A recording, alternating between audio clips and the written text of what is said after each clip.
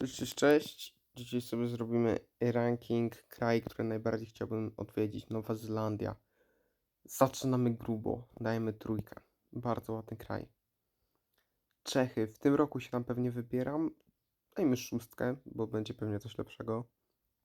Pakistan. No dziesiątka, bo jest tam niebezpiecznie. Algieria. W Algierii czy tam jest coś takiego mega ciekawego? No nie wiem, jest dam na dziewiątkę. To jest Sudan? Tak, to jest chyba Sudan. Dobra, dajmy siódemkę. Japonia. Dobra, dwójeczka. Bośnia i Hercegowina dajmy ósemkę, ponieważ nie chcę jej dawać wyżej. Piątka Maroko. Dałbym niżej, jakbym mógł akurat. Walia. Czwórka, no i na jedynce będzie Finlandia. Mogło być lepiej.